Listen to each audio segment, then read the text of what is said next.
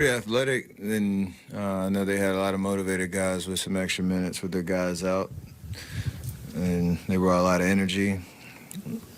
Kind of punched us in the mouth early in the first quarter, and they tried to just disrupt the flow of our offense and make it a one-on-one situation, which we can play that way, but it's not necessarily a way for us to kind of dig ourselves out of a hole. So, thankfully Clay got hot and kept us, somewhat alive. JP played well. Just, collectively we couldn't put it together on both ends, especially down the stretch. And they made plays, so, like, we know we got to play better, but, they made shots and they went and won the game. Nembhard really kind of put it away late. Wiggins, obviously, so who probably would have maybe been guarding him at the time. Just how big a problem was just, I guess, point of attack defense tonight? He played well and he was making shots and controlling their offense. Obviously, his stat line is crazy, but I think he controlled the flow to the point where they're getting their bigs involved on rolls, a couple lobs. They were kicking out to shooters in the corner, and we had moments where we were pretty physical and get stops, but like you said, he made enough plays down the stretch, and with the space that they had, took advantage of it. So, like, we can think about, obviously, again, we have to play better. We know we could have made some adjustments, could have tried to make them a little bit uncomfortable, but they played well. Was there just a fatigue factor for you guys tonight? I mean, obviously 3 and 4. I guess team-wide, did you feel lower level of energy? And then I would even ask personally. There's always a part of that, just like you said, in the flow of the season. Knowing what the schedule looks like, we all got to find our way through 82, and so you don't really dwell on that too much. I think the way that we started, it set the tone for the whole game. But yeah, I don't think it was in our heads too much in terms of not having the right juice or energy, especially at home. Like, you should be able to find it, and we didn't.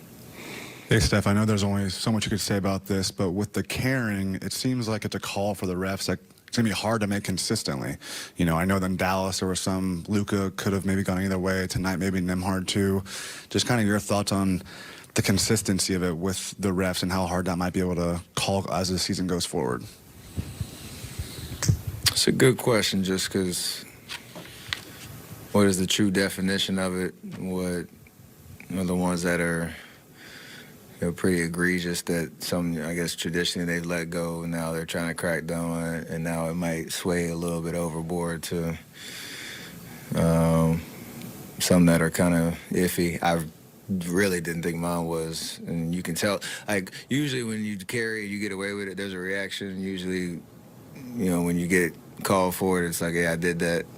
When I had the reaction I had, it was like I didn't know what I did wrong, and a big moment in the game when you're trying to fight your way back into it. So I'm sure that stuff will work itself out. It's not anything I'm thinking about when I'm out there. You just play basketball because you know how to play, know how to dribble, but you just hope they get them all right.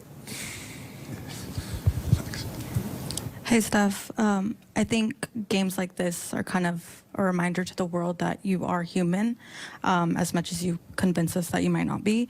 But do you think, like, with a game like this, what kind of can you take away from this at your point in your career from a game like this? It's always all about what happens next. Like you said, you set an expectation for yourself of how you're supposed to play, how you're supposed to shoot. I always talk about efficiency, and you're not going to hit that mark every game you play. And when it's not going well from the jump, you try to find other ways to get involved and, impact winning. But I'll probably think about it a little bit tonight. It's a regular season. I know we have, games coming up. I won't lose any sleep over it. It's just a matter of how you come back and maintain your confidence and what you're capable of doing. Last year, there were a handful of games like this where you may have started out sluggish, but still towards the latter portion of the game find a way to pull it out. This year hasn't quite been like that. Just what's the difference in these close late games, and why haven't you guys been able to kind of shut the door like you were able to previously?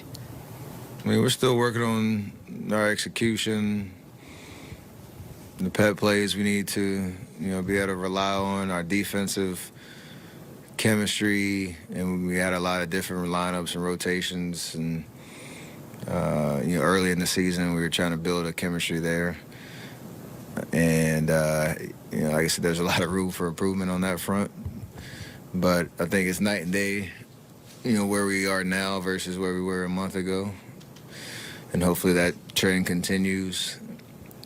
And we understand. I think this year is just the theme is our margin for error isn't that great, and that's why our record is 13-12. So you have to be mindful of that and know that as much as you can focus on the details of what the game plan is, depending on who you're playing, and execute that for 48, knowing it's not going to be perfect, that'll build the right habits for later in the season when we are closing in on hopefully another playoff run where it all kind of comes together. You're obviously comparing it to last year where we started 18-2 and could kind of withstand some rough patches of the season because we built that comfort zone. We don't have that this year, so we have to just keep plugging away at the details of just execution on both ends. The coach talks about it a lot. Clay, he passed Dirk and J-Kidd tonight on that all-time three-point list. How cool is it just to see from your vantage point as your friend and your teammate start kind of walking these guys down who it's been a couple years, obviously, he couldn't really gain in those numbers on those lists, and he's finally kind of getting some momentum and, rising on that all-time list? Some people kind of say it's like a matter of time, but you appreciate all those moments because just be able to play these games after what he's been through is just amazing and something that you shouldn't just gloss over. So,